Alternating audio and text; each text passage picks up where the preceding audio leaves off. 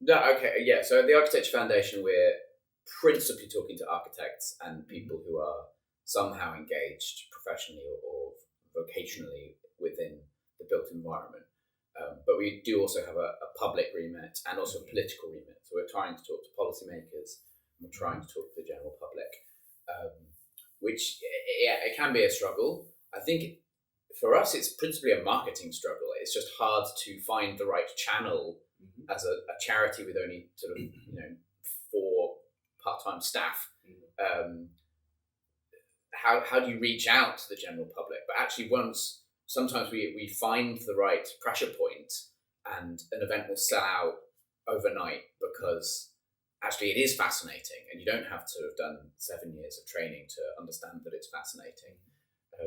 We did very early on at the Architecture Foundation, we did a festival of Outer London. And this sort of, London has loads and loads of boroughs, and some of them are inner London, and some of them are outer London. And the mayor has increasingly been thinking more strategically about those outer London boroughs, which historically have been very neglected, very unfashionable. And that was a weird event because it was fairly small, sort of, a few hundred people came, but they were completely mixed. There were like teenagers from Greenwich, there were professors from UCL, there were like architects of all ages, people who brought their kids. Although it wasn't like millions of people turned up, the people who did turn up were a kind of snapshot of London. And I thought that was... And yeah, it's not like we made any compromises. We didn't sort of dumb down the architectural content. I think that's the mistake that people like the Architecture Foundation often make. Is they think in order to get the general public in the room, you have to make it you have to wrap it in cotton wool, you have to make it really simple. You can't have something like a plan or a section, because how could Joe Public ever get their head round a drawing of a house? And yeah, you just end up making all these compromises. The RA sometimes do it, where they'll get some architects in to make like Lego structures with children, which is like charming, but doesn't really have anything to do with actual architectural discourse. So hopefully the challenge that we've set ourselves is to have big conversations about architecture with the general public, but in a way that doesn't treat them like they're children and can't understand anything. Although children actually can understand everything. We're far too mean about children, so I apologise for that phrase. Sorry. You personally do a lot, essentially, around London in the architecture scene. Most recently, Oslo Triennale. You're an author, you're a writer. Turncoats as well. If you any of these things you want to kind of jump into first, because I honestly don't know where to start. Do you want to talk about the Oslo Triennale first?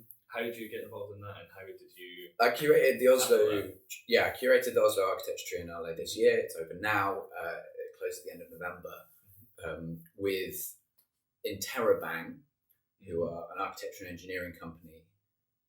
So transdisciplinary. Their founder, Maria Smith, is a qualified architect.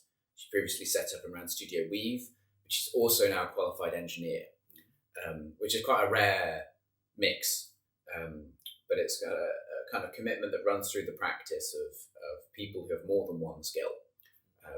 Matthew Deal, who she set up, who was like one of her team, he was a carpenter, and then he trained as an architect. So again, coming at it with like more than one string on his bow. And I guess I'm a kind of architect turned curator or turned critic. And we also did it with Cecilia Sachs-Olsen, who's a geographer but also an artist. And so the whole Triennale was, we kind of took a punt on it. They did an open call, and we won that open call. And I think the reason we won it is because we came with a proposal to explore the architecture of degrowth. So currently the economy is kind of set up to grow and grow and grow and grow forever. And whether you're on the left or the right, there's this assumption that the economy can just keep growing. And it's sort of becoming fairly clear to, I think, most scientists, if not economists, that that's not going to work forever. There are sort of hard limits that come with living on a finite planet that mean the economy can't grow forever. And so then the question becomes, okay, well, if at some point the economy is going to start shrinking. How do we do that in a way that is good for people's lives, that is good for the planet, that is equitable and fair? And then for architects or urban designers, what is architecture going to be like in that new economy? And how can architecture actually help us to make that very difficult transition from a growing economy to a shrinking economy? So it's a question that lots of people have thought about in politics and philosophy and economics, but not really from an architectural point of view, which is a bit of an omission, because urban practice is just such a huge part of how an economy grows. How you construct a city has a direct impact on the kind of economy that can run within that city. So we really do need to be part of that conversation, and hopefully the Triennale, which is comprised of science fiction and theatre and some exhibitions and some walking tours and a whole mix of stuff, starts to ask that question of what could architecture be like in a very different kind of economic system. What, we've got like a decade, a bit longer than a decade. To do that, to meet that challenge, it's practice that has to change very fast. So although I'm sure there are things that you could do differently in academia to better prepare students for working in a net zero architecture economy, even if we did that absolutely perfectly from tomorrow, we would still be fucked, because those students would not trickle up through the system fast enough to be making decisions at a director level within 10 years' time. So the focus has to be on practice in that sense. But the other thing that really annoys me is just like architectural education is pretty great. It's so much better than most higher education, which is not to say it can be better. Of course it could be better.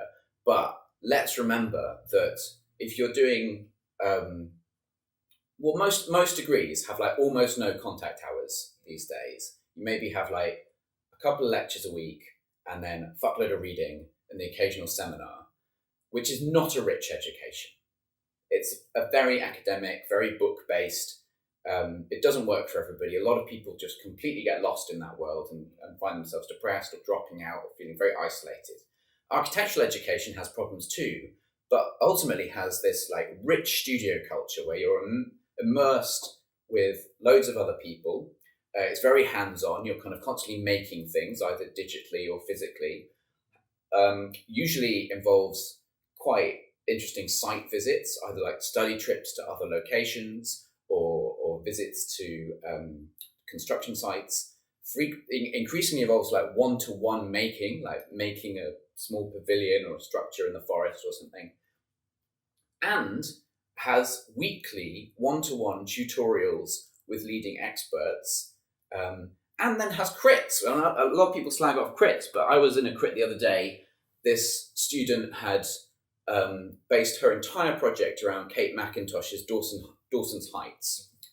Seminal project, Kate Macintosh, legendary figure, should have won the Reba Gold Medal. Who turned up to crit her? Kate fucking Macintosh came. Like, what other form of education can you get that, where the very person that you've been studying comes to have a intimate one-to-one conversation with you about your work, like, and that's not in, maybe in sort of Harvard or something, but this was just in a normal architecture crit. Out of the kind of goodness of her heart, essentially, Kate turned up to help out. And so I think there's some incredibly precious and weird things about architectural education that we absolutely need to hold on to, but which we will lose soon if we don't start to defend education, because it's under pressure, right? Because government cuts are not going away unless we have a change of government. Universities increasingly see architectural education as a kind of luxury, that it doesn't sort of make sense in the same business models that other courses are run, and they are putting more and more pressure on architecture tutors and course leaders to find more streamlined ways to do things, to like reduce studio space, reduce facilities. And if we're not careful, we will lose the very things that make architectural education special. So out of an impulse to try and make it better, we will like wreck it. And so practice needs to like sort out its hypocrisy, get its house in order before slacking off education. And all of us need to do a little bit more to kind of protect the amazing tutors and the amazing schools that we do have before we lose them entirely.